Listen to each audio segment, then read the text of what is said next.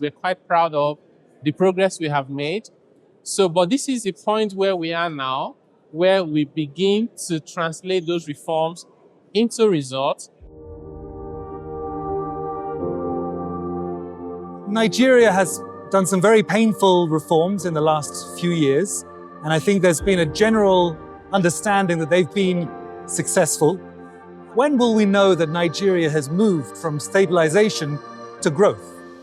If you think about where we started about 3 years ago, it was a situation where there was a lot of economic distortion, particularly coming from fuel subsidy, FX subsidy, and a lot of other market distortions.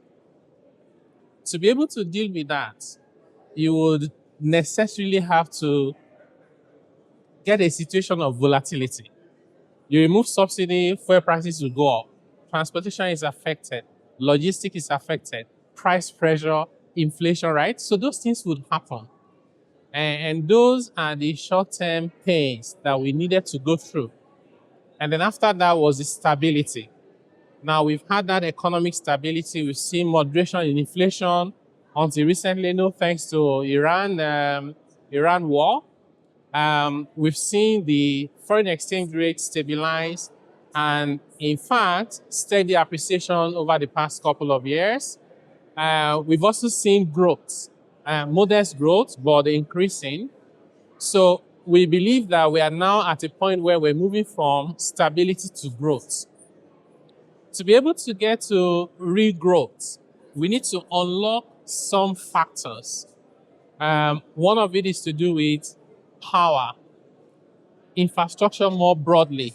You need skills. You need to deal with issues around overregulation. Your tax system must be investor-friendly and growth-promoting. We have done that to a very large extent. We're quite proud of the progress we have made. But this is the point where we are now, where we begin to translate those reforms into results. One of the problems is that Nigeria's political economy still has some very large tax evaders who are almost too powerful to touch. So how do we make them pay more under your new system? No one should be above the law. And you will see from the reform that there's the upsetting of the rules in terms of the balance of power. Nobody would have thought that it was possible to take on the multinationals. It was possible to take on the special economic zone, free trade zone operators. It was possible to take on government agencies, take on the high net worth individuals. We did all of that already. And what we're doing now is not to rely on the system where people want to comply. It's to build a system where you have to comply or there'll be consequences.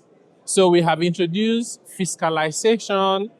Registration of taxpayers before our reform was under 10 million nationwide. Today it's over 100 million because we changed the rules. We register you even when you haven't applied if you met certain conditions. We're targeting a tax to GDP ratio of not less than 18% over the next 3 years. We're already exceeding those targets as of today. The Naira reform restored price discovery in Nigeria and confidence. What is the role of the finance ministry in helping to maintain FX confidence? The monetary authorities cannot do their work effectively without the fiscal authorities also coming to the table. It's almost like saying you can't clap with one hand, right? You need the two hands to clap. We believe that the direction of travel from the fiscal side and from the monetary side, working collaboratively is the right way to go. As of today, Nigeria's purchasing power parity GDP is more than twice the largest economy in Africa, which is South Africa. And you can see the steady appreciation in the Naira over the past 1 year plus. From the fiscal side, it hasn't been easy, but we're clear about the focus. We had moved from an era just a few years ago where we're printing money to finance budget deficits to a point now where we're no longer printing money to finance budget deficits.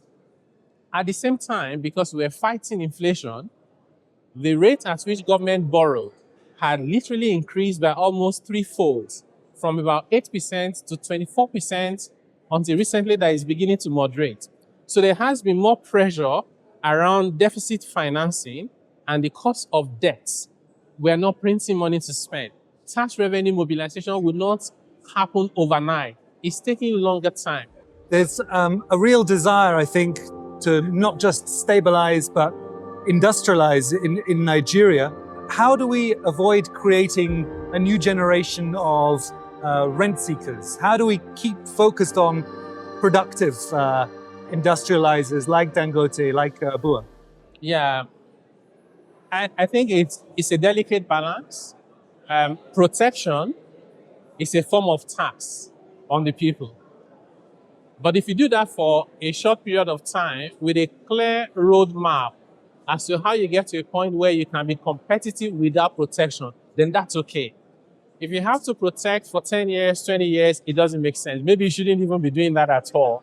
So these are the things we are working through as we speak. In fact, we just released our fiscal policy measures for 2026 a couple of weeks back, and we are now reducing the tariffs and the levies on importation of a number of items, from rice to vehicles, because we said to ourselves, you can't protect forever. If you protect to build local capacity, that makes sense. But there has to be a timeline so that all the stakeholders are clear. If I'm the private sector person and you impose a 60% levy so I can produce locally, I have no incentive to be competitive. I have no incentive to promote efficiency. So we have to moderate that. That is exactly what we're doing. We're currently developing a framework to provide clarity to the private sector. If we have a levy imposed, by the way, the African Continental Free Trade Area limits our ability to even do those things indiscriminately.